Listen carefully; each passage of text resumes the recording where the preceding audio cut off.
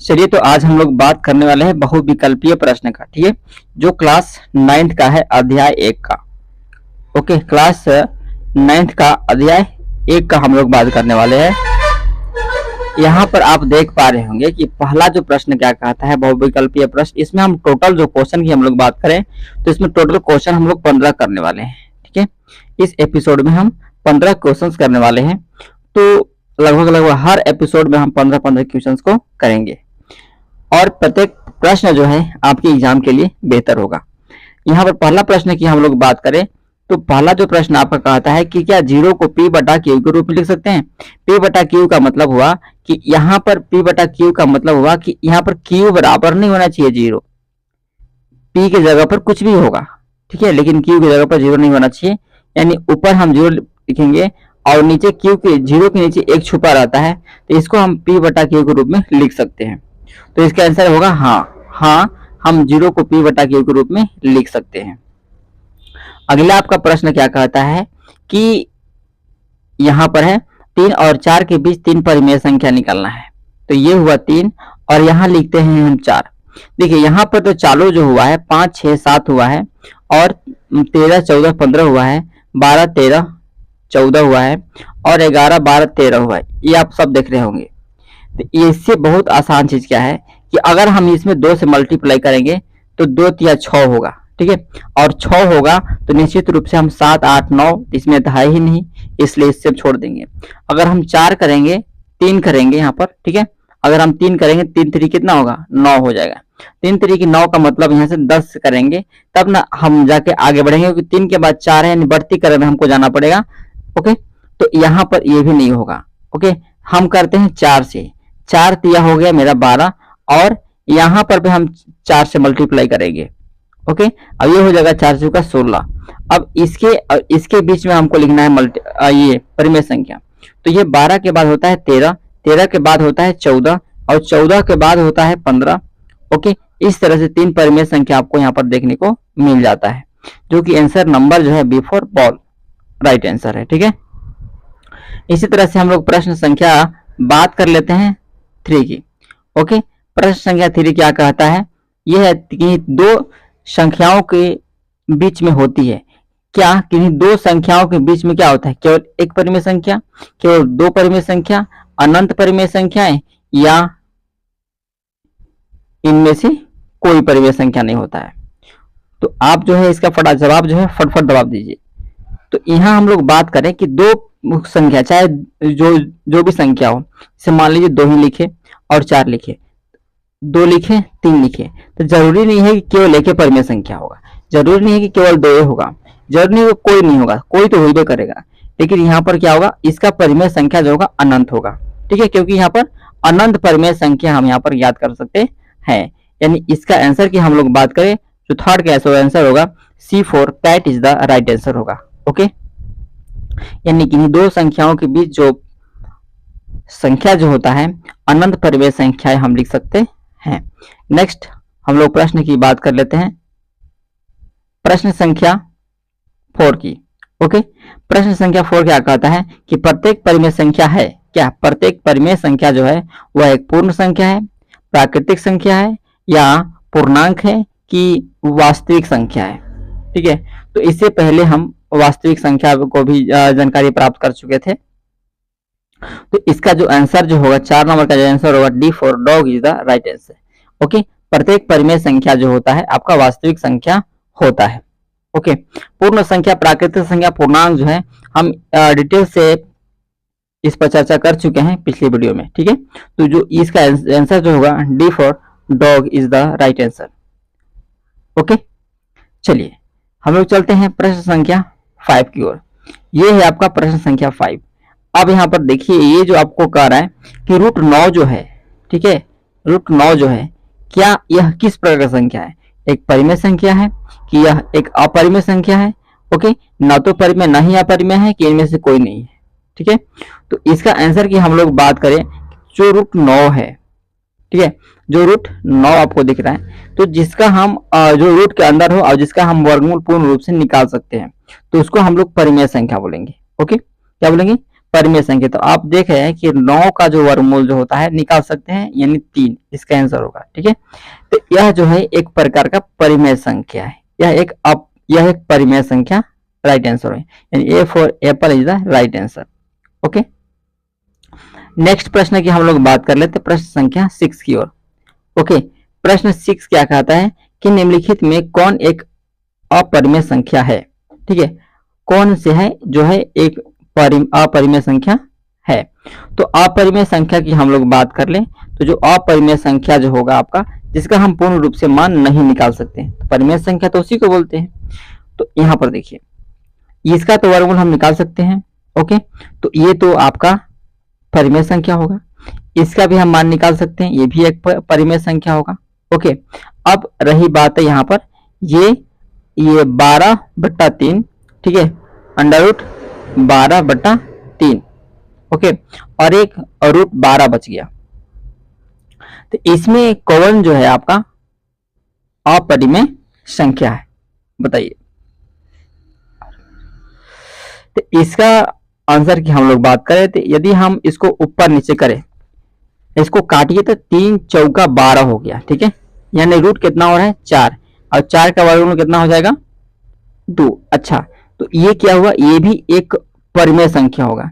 निश्चित रूप से जो इसका आंसर जो होगा आपका 12 होगा, यानी C for cat is the right answer, यानी C for cat is the right answer होगा, यानी 6 नंबर का आंसर सी। इस तरह से हम लोग प्रश्न संख्या बात कर लेते हैं 7 की। ओके, अब ये 7 प्रश्न क्या कहता है, इसको बहुत ध्यान से समझने की जरूरत है। यहां पर हम लोग बात कर लेते हैं कि जो ये आपका 3√6 है, ठीक है, और प्लस 4√6 है। तो यहाँ पर देखिए √6 और √6, तो 6 है, 4 और 3 कितना हो जाएगा 7√6 होगा। कितना होगा 7√6 इज द राइट आंसर। और ऑप्शन में मिला सकते हैं कि कौन जो है 7√6 है। तो आप देख रहे हैं कि ये जो है B for ball is the right answer होगा। ठीक है, B for ball is the right answer होगा।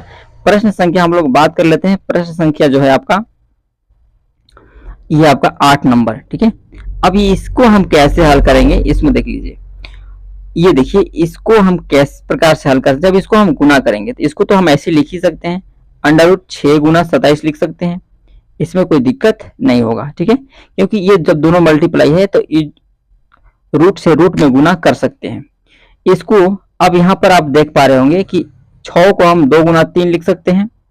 ओके, और इसको जो है 27 को जो है 3 3 के 9 और 3 27, इसको ऐसे भी लिख सकते हैं। अब इसमें हम लगाएंगे जोड़ा, तो इसका जोड़ा लगा है और इसका लगा है, यानी इससे निकलेगा एगो 3 और फिर इससे भी निकलेगा एगो 3। अंडर में बच गया क्या, अंडर में बच गया आपका 2, यानी 3 तरीके कितना हो गया 9, यानी 9 रूट हो गया 2, और यही 9√2 जो है आपका राइट आंसर होगा। ओके, यानी जो आपका 8 नंबर का जो आंसर जो होगा आपका वो आपका A for Apple is the right answer. ठीक है, A for Apple is the right answer होगा। उम्मीद है ये समझ में आ गया होगा। ओके, चलिए नेक्स्ट हम लोग प्रश्न की हम लोग बात कर लेते हैं, प्रश्न संख्या 9 की। अब आप प्रश्न संख्या 9 देख पा रहे होंगे कि निम्नलिखित में से कौन x क्यू के बराबर है, x क्यू के बराबर है। तो यहां पर आप देख पा रहे होंगे कि ये जो है आपका x के पावर 6 जो है, x के पावर 6 जो है माइनस x के पावर 3 है, तो इसमें तो हम घटा ही नहीं सकते, ये हो ही नहीं सकता है। ठीक है, अब जो सेकेंड नंबर जो आपका x के पावर कितना है 6 है और x के पावर 3 है, ये इनटू में है, तो आपको पता होगा कि ये जो है आपका आधार बराबर रहता है तो पावर क्या होता है आपका जुटता है। ठीक है, आधार बराबर तो पावर जुटता है। तो यहाँ पर आप देख रहे हैं कि x के पावर कितना हो जाएगा, x के पावर 6 और 3 9 हो जाएगा, तो ये आपका बी नंबर भी नहीं होगा। ओके, सी नंबर की हम लोग बात करें, सी नंबर में देखिए आपका क्या है x के पावर 6 है, ओके, और x के पावर 3 है। तो जब इस तरह से बटा में रहेगा, आधार बराबर रहता है तो पावर घट जाता है, यानी x के पावर 6 माइनस कितना हो जाएगा 3, ये पावर ऊपर घट जाएगा, तो यानी x के पावर कितना हो जाएगा यहाँ पर 3, और नाइन्थ नंबर का जो प्रश्न जो होगा, जो आंसर जो होगा आपका, वो आपका C for cat is the right answer, यही आपका राइट आंसर होगा। बाकी का आंसर सही नहीं होगा, यानी ये भी गलत, ये भी गलत, ये भी गलत हो जाएगा। राइट, चलिए नेक्स्ट प्रश्न की हम लोग बात कर लेते हैं, प्रश्न संख्या 10 की ओर। ओके, प्रश्न संख्या 10 क्या कहता है कि निम्नलिखित में से कौन एक अपरिमेय संख्या है। अब हम बताए आपको कि अपरिमेय संख्या का मतलब होता है यदि वह रूट में है और उसका हम पूर्ण रूप से मान निकाल सकते हैं। जब हम पूर्ण रूप से मान निकाल लेंगे तो वह जो है परिमेय कहलाएगा, और पूर्ण रूप से मान नहीं निकलेगा तो वह अपरिमेय कहलाएगा। ठीक है, तो इसका हम पूर्ण रूप से मान नहीं निकाल सकते हैं, इसका तो हम निकाल ही सकते हैं। और ये देखिए, ये जो है आपका 0.379 जो है आपको 6 जो दिख रहा है, ये आपका सुपरिमेय संख्या है, क्योंकि पॉइंट हटाएंगे तो वटा में हो जाएगा। ठीक है, ये भी एक प्रकार का परिमेय संख्या है। हमको अपरिमेय ढूंढना है, और यहाँ पर 225 का जो वर्गमूल जो होता है वो आपका 15 होता है, यानी हम इसका भी मान निकाल सकते हैं। यानी अब आप कंफर्म होंगे कि इसमें आंसर कौन होगा। तो इसका जो आंसर जो होगा आपका रूट जो होगा 23 आंसर होने वाला है। A for Apple is the right answer. Okay, A for Apple is the right answer. Right, चलिए नेक्स्ट हम लोग प्रश्न की बात कर लेते हैं, प्रश्न संख्या 11 की ओर। ठीक है, जो प्रश्न संख्या 11 कहता है उसके बारे में हम लोग समझ लेते हैं। ये है आपका प्रश्न संख्या 11। ओके, ये चलिए 11 प्रश्न हम लोग देख लेते हैं। चलिए 11 प्रश्न हम लोग देख लेते हैं। यहां पर है आपका निम्नलिखित में से कौन एक अपरिमेय संख्या है। अपरिमेय संख्या है, देखिए जिसमें लिमिट लग गया है, जिसमें डॉट डॉट डॉट नहीं लगाया हुआ है, तो निश्चित रूप से वह जो है आपका परिमेय संख्या होगा, क्योंकि इसकी लिमिट है। ठीक है, इसकी लिमिट है तो इसलिए परिमेय संख्या है, इसकी लिमिट है इसलिए यह क्या है आपका परिमेय संख्या है। लेकिन यहाँ पर जो डी नंबर आपको जो दिख रहा है, इसकी लिमिट ही नहीं है कि यह कहाँ तक जाएगा, और इसमें से कितना शून्य बैठाएंगे। ठीक है, इसलिए यह संख्या इसमें पुनरावृत्ति हो रहा है संख्या का। ठीक है, पुनरावृत्ति हो रहा है इस संख्या का, इसलिए जो इसका जो आंसर जो होने वाला है 11 नंबर का जो आंसर होगा वो आपका D for dog is the right answer होगा। ठीक है, क्या होगा, D for dog is the right answer.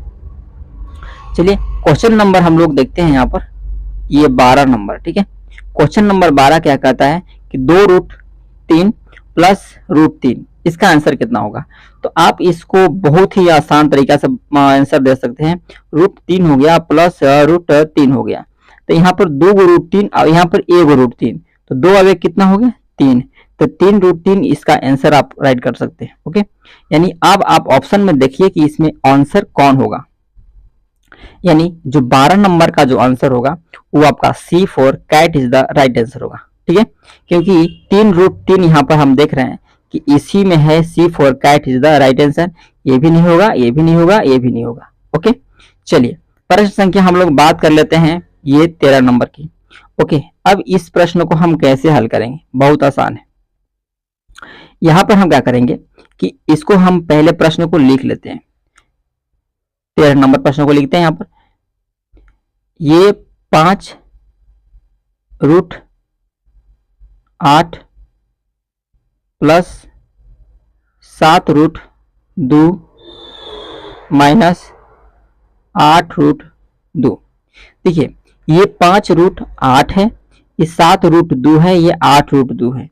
आपको यहाँ पर क्या दिख रहा होगा कि ये √2 दोनों में है, ये तो √8 है, तो पहले हम इसको सोल्व करेंगे। ठीक है, इसको दोनों को सोल्व करेंगे, तो यहाँ पर 7 में 8 जाएगा, तो यहाँ पर इसको 5√8 बचेगा, और यहाँ पर माइनस √2 बचेगा।